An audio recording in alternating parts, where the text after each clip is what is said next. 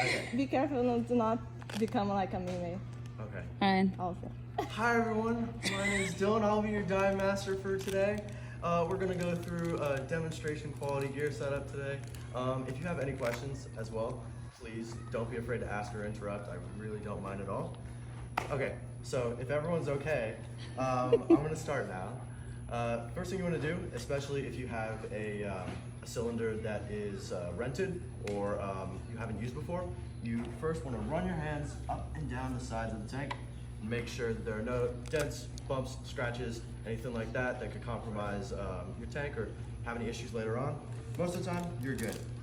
Next thing you want to check is these cool numbers and digits over here. And so what you want to look for is mainly the hydrostatic test. Here in America, we have those every 5 years. It should be stamped onto the top label of the tank. It should say a year, a month, and then a year. And you want to have this, make sure that's done every 5 years. And there's a little symbol for the hydrostatic test.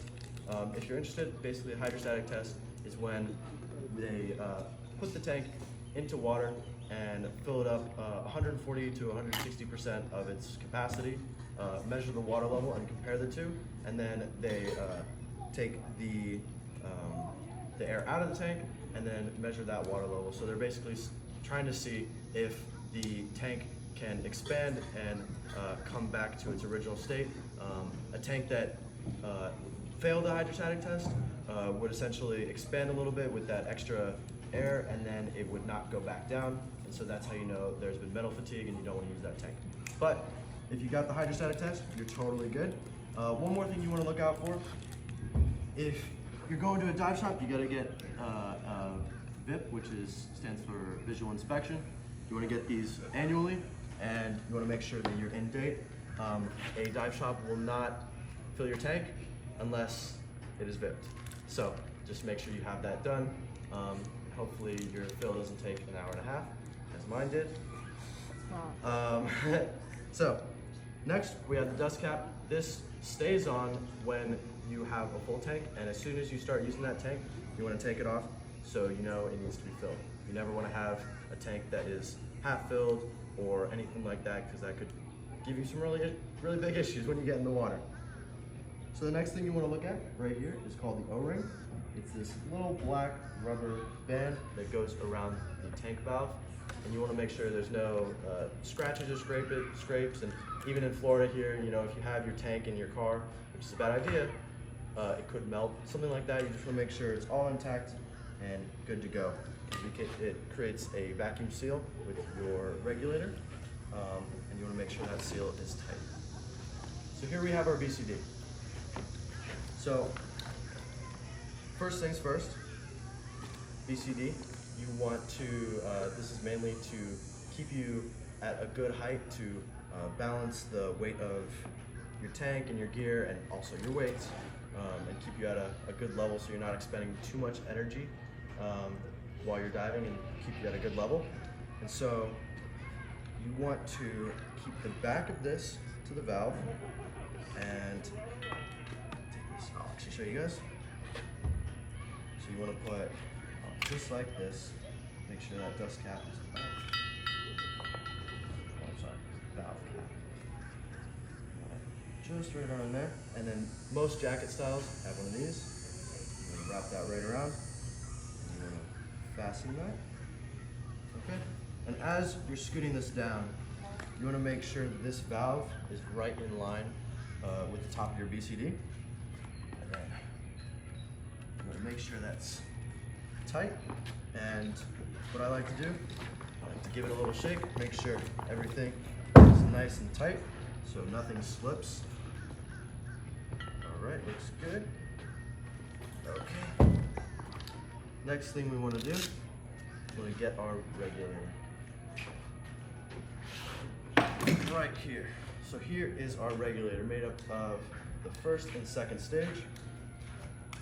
Up here at the top, this is your first stage. It turns the high pressure air you have in this tank into intermediate pressure. And then as it travels down through the hoses, your regulator turns that intermediate pressure air into ambient air that you can just breathe straight through. So you have your primary and your octopus or secondary. And then you have your SPG, which depending on what you have can tell you your depth or your air. Hopefully it tells you both. And then you should always have a compass if you can. We don't need one for this dive, but it's there. And then we have our LPI hose, or low pressure inflator hose, and that we are going to attach to our VCD in just a second. So,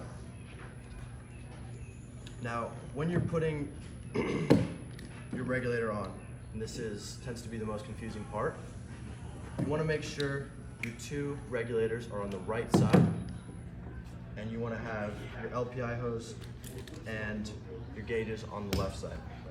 So, I'm going to do it like this. You want to unscrew this a little bit, take out the dust cap, and for everyone who is unaware about the dust cap, it does exactly what it says it does. It's for dust only. It keeps dust out of your first stage. It does not keep water out. So you never ever want to put this in the water when it is not on your tank, because that can create some rust in here, and you really don't want that. It can lead to some problems down the line.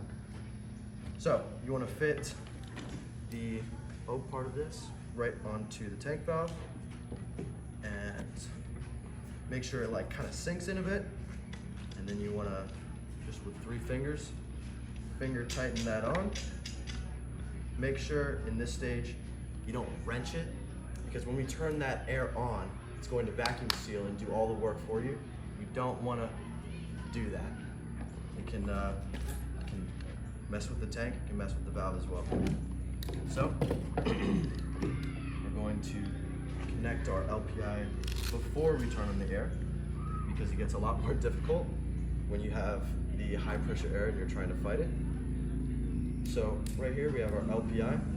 It's got kind of an interesting little collar there. You want to pull this collar back.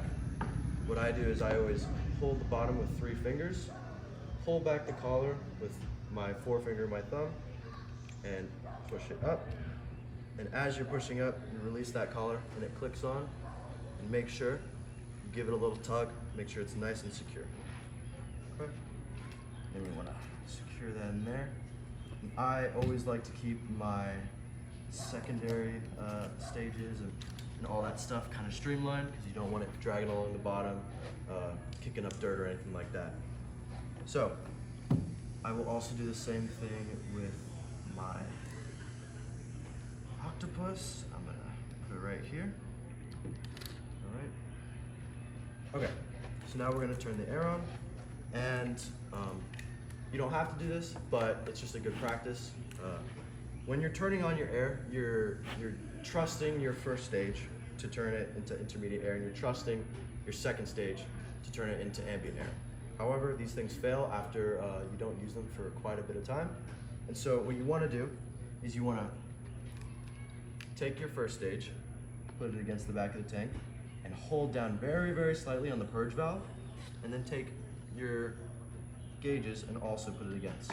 This is just to safeguard in case the first stage fails and it shoots high pressure air through your hoses, and sometimes this glass display will pop out or anything like that, and you just want to make sure nothing happens. Okay, so now that we're here, I'm going to slowly turn on the tank until I hear like a little hit. Okay, good, and then I'm going to turn it all the way on.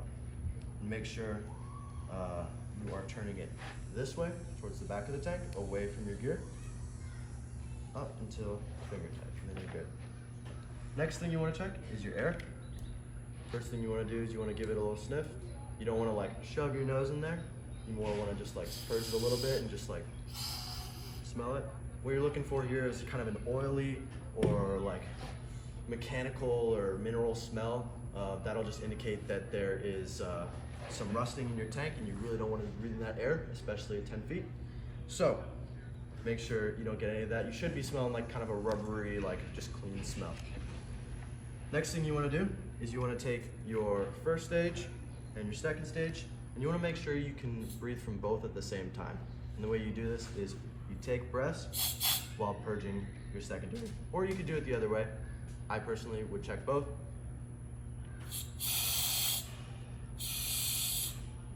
Okay, all good. You want to make sure you've got air. And now we're going to check the BCD. So on your BCD, there's a million different types of inflators. You're just going to have to learn your own. But most of the time, the inflator is kind of on the side or is like a little bit more brightly colored. So what we're going to do first, we're going to completely inflate our BCD, make sure it holds air up until one of these valves gives the air out. So we're going to inflate it real slowly. So here it comes out right there. And then you want to deflate it entirely. And then we're going to practice the manual inflate just to make sure it works. When you're manually inflating, you want to press down the deflate button, and then we have a guest speaker. You want to press down the deflate button, and then you want to breathe in, and make sure in between breaths you're not holding this down because you would be losing your progress. I'm going to go all the way. All right, so we're all inflated now, and then you want to check your dump valves. So most jackets have a dump valve on the shoulder and a dump valve on the back right here. These are important if ever you're not able to deflate your BCD in an emergency. It can be helpful if there's ever a strong current upwards and you need to stay level, or you've inflated your BCD too much and you're going to the surface. Only use it in an emergency because you can always just do this, but it can be kind of hazardous sometimes. So just know what you're doing. So we're going to test that now. Okay. All good. And that's mainly our gear setup. Does anyone have any questions? Steven. Our first stage is blowing air continuously out. How can I turn that off? Okay.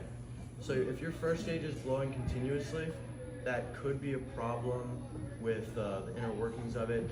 Usually, if you kind of just like slap it a couple times, it should work.